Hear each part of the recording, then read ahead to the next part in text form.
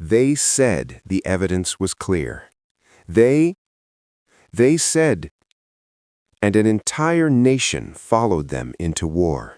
On a cold morning in early 2003, millions of Americans turned on their televisions and watched a moment that would help decide the fate of another country and forever alter the credibility of their own government. Inside the grand chamber of the United Nations, a respected American general stood before the world, holding up a small vial as if it were proof itself. His voice was calm, authoritative, and certain. What he described sounded terrifying: hidden weapons, secret factories, mobile laboratories of death. The message was simple and urgent. If the United States did not act now, catastrophe. That moment did not begin a war by itself. This is the story of how false information, selective intelligence, fear, and political ambition led the United States into one of the most controversial wars in modern history, the invasion of Iraq.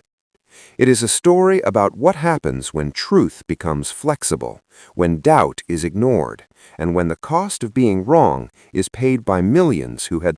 The story begins not in Iraq. The administration of President George W. Bush Iraq.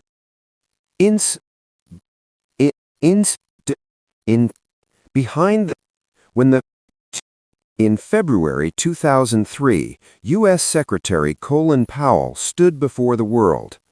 But much of it some of the intercepted conversations were mistranslated. The satellite images were ambiguous. The mobile labs never existed. The alleged links between Iraq and Al-Qaeda were unsupported. Powell himself would later describe the speech as a painful mistake, a permanent stain on his. Still, in March 2003, the United States, along with a coalition, the initial military campaign was swift. Baghdad fell within weeks. Saddam Hussein's government collapsed. American officials declared victory. Many believed the hardest part was over, but U.S. forces searched suspected sites. They interrogated scientists. They examined bunkers, warehouses, and laboratories. Nothing matched the warnings that had justified the war. No chemical stockpiles, no bioweapons. As months passed, the truth became impossible to ignore. The realization hit slowly, then all at once. The war that had been sold as a necessary act of self-defense was built on false information. For the Iraqi people, the consequences were catastrophic. The collapse of the regime created a power vacuum. Looting, chaos, and violence spread rapidly. Sectarian tensions exploded into civil war. Extremist groups gained ground. Millions were displaced. Hundreds of thousands were killed. For American soldiers, the cost was immense. Over 4,000 U.S. service members lost their lives.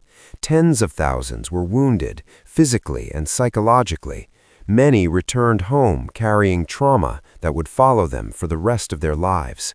For the United States, the damage went beyond casualties and cost. Trust eroded. Faith in government institutions weakened.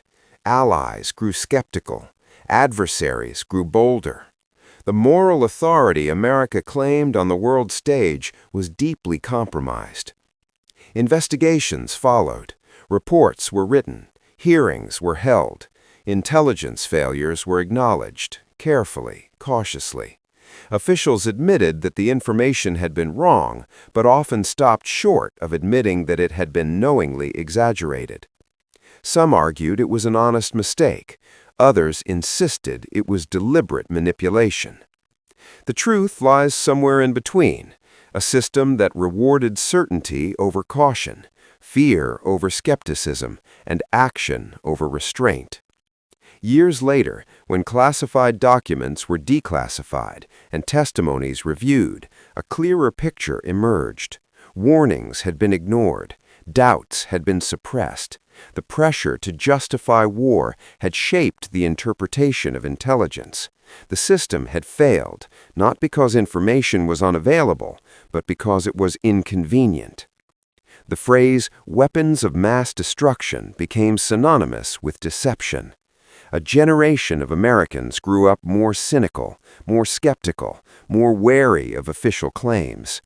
The war changed how the public viewed power, patriotism, and truth. And yet, the pattern was not new. History is filled with wars justified by false or exaggerated threats. What made this one different was the scale, the transparency, and the aftermath. The evidence was not hidden forever. It unraveled in real time in front of a global audience. Today, Iraq continues to struggle with the legacy of that decision. The Middle East remains unstable in ways directly tied to the invasion, and the United States continues to grapple with the question that haunts every democracy. What happens when leaders decide first and look for proof later? The Iraq War stands as a warning, not just about intelligence failures, but about the dangers of certainty in the absence of truth. It reminds us that fear can be persuasive, authority can be misleading, and even powerful nations are not immune to self-deception. They said the danger was real. They said the evidence was solid. They said there was no other choice. History now knows better, and the cost of that lie, measured in lives, cities, and trust, can never truly be counted.